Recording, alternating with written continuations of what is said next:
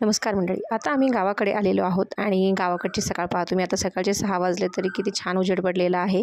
तर सासरे माझे बसलेले होते, पाणी तापवत होते आणि त्यानंतर बाळपण उठलं लगेच. स्वामी उठलेला आहे तर त्याला मी झोपवलं, झोळीमध्ये टाकलं आणि त्याला झोका देत देत मी घरातलं झाडून घेतलं होतं आणि त्यानंतर मी ओटा स्वच्छ धुवून घेत होते.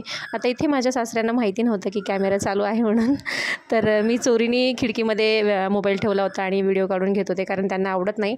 तर मी गपचूप व्हिडिओ काढून घेतलेला आहे. त्यानंतर मी पाणी टाकलं सगळीकडे. आता पाईप लावायचा होता पण बाळ झोपलेला होता आणि तेवढा टाईम नव्हता, त्याच्यामुळे मग मी पटकन हंड्यानेच पाणी ओतून घेतलं, मस्त ओटा धुवून घेतलेला आहे.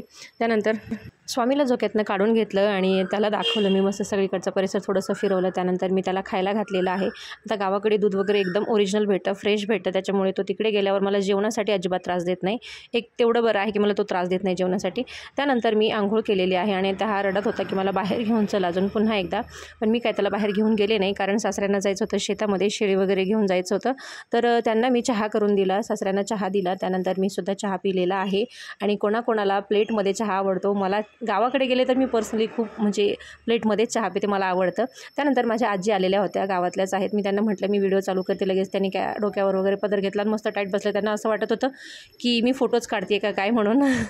तर मी व्हिडिओ घेतला, त्यांना बोलत बोलत भाकऱ्या करत होते मी. आणि आता आत्या गेलेले आहे, माझ्या नंदेकडे गेलेले आहेत, त्याच्यामुळे घरातली सगळे कामं आवरून आम्हाला सुद्धा जायचं होतं. तर मी इथे बाळाला दूध भाकरी खायला घालत आहे.